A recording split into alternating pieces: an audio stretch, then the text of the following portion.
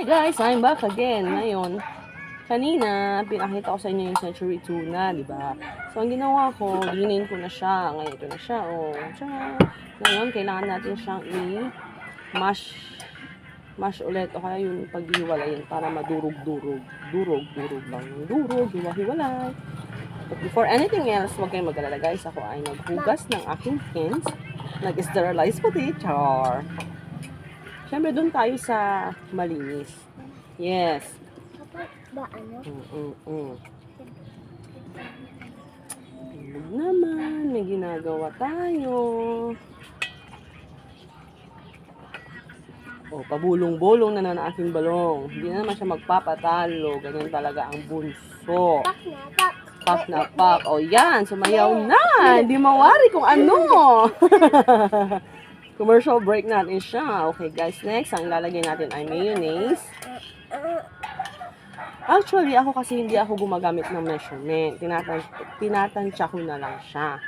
Kung ito naman hindi na bago sa atin, mga kaibigan, mga kamami, o whatsoever na anong tawag natin sa isa't isa. Hindi na kasi ako nag-measurement. Tinatansya-tansya ko na lang. So, ang gamit kong mayonnaise, guys, practical lang tayo ha. Dito tayo sa Mafran.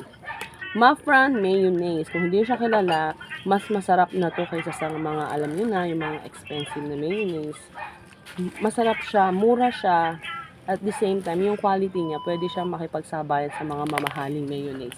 Promise! Ito ay ginagamit ko na since kami ay nag-burger. By the way, speaking of burger, pag inopen ko ulit ang aking burger business, i-upload ko yung video kung paano ko ginagawa kasi ako yung gumagawa ng patties. Wait lang mga guys ha. Anak, baka maupuan mo yung sabaw ha. Matapon. Okay, I'm here. I'm back again. Ito nga, Mafran. So, ang sabi ko kanina, hindi ho ako gumagamit ng measurement. Pag ako, kasi tinatansya ko na lang. Pero, syempre hindi na kasi ito bago sa atin, di ba? Tansya na lang. Bakit? Siya later na lang. Ayun o, kay Dichi. So, huwag na mag-sad. Sad na naman ang aking balong kasi naubusan ng rice. Kasi daw tutong na lang natira. Don't be sad, balong. It's okay. O, share daw kayo ni Dichi. Share. Mahang ba Dichi? Okay, like this. Tansya-tansya na lang. Tansya-tansya na lang. Siyempre, tansya-tansya. And then, afterwards, I forgot my spoon. Would you mind to get some spoon?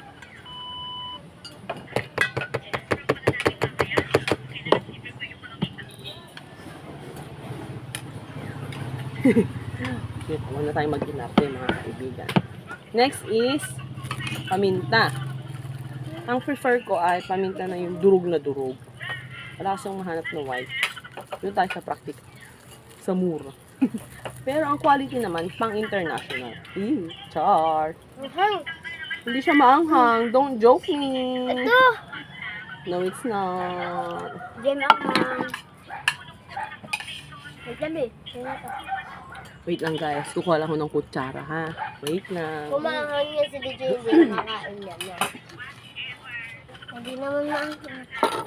No. Kasi di. Oo, kakain. Favorite ko maanghang. Akin ba? Cheer! Kutsara. And then white sugar. White sugar kasi ang gamit ko. Brown sugar. Una, subukan lang muna natin ng isang kutsara. 1, And 2. 2. Since 4 na kanyan, budget size ang ginamit ko. So, kailangan natin and then, sibuyas.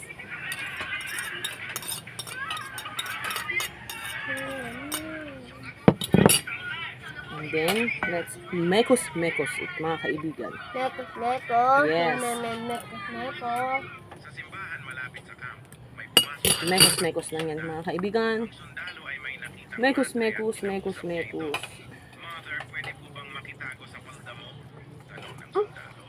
Gusto ko kasi akong ipadala ng mga opisyal ko sa Mindanao. Ayoko pong pumunta ng Mindanao. Sa awa ng madre ay pinatago niya ito sa kanyang palda.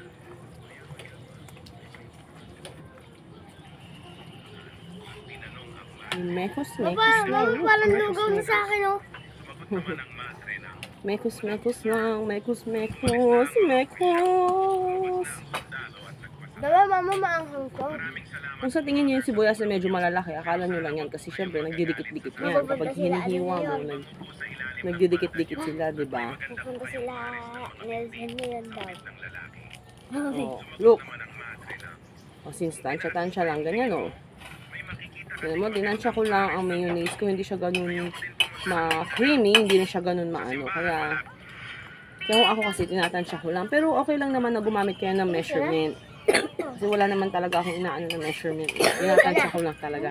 Depende rin sa lasa kung anong gusto nyo. Kung alam yung okay na sa inyo, edi okay na. Pero kung alam yung feeling nyo or yung lasa ay kulang pa, pwede nyo pa siya dagdagan. Cut. So, eto guys. Ngayon, ang Let's camera action. next naman, set aside na natin to. Next, yung bread naman ang gagawin natin. Cut. Okay. Since hindi ko na makita yung aking mat para sa bread, hanapin ko ulit. Sorry guys ha. Ito kasi ay biglaan na gawa. Yes, biglaan na gawa. Dito sila, ano ma? Okay guys, sa ngayon ito muna. Hindi. Ito muna sa ngayon para mamaya ay magkukuk na Hindi tayo. talaga. Usually, ang bread, ang ginagawa ko, niro-rolling pin ko rin siya. Sabihin ko na sa inyo, hindi ko nga lang siguro siya ma-actual kasi Ano nga ba yan? yung mga anak ko pasaway. Niro-rolling pin ko siya. Kahit anong bread, kahit yung murang bread, okay lang, basta maayos ang pagkaka-rolling pin. But don't worry, papakita ko sa inyo yun.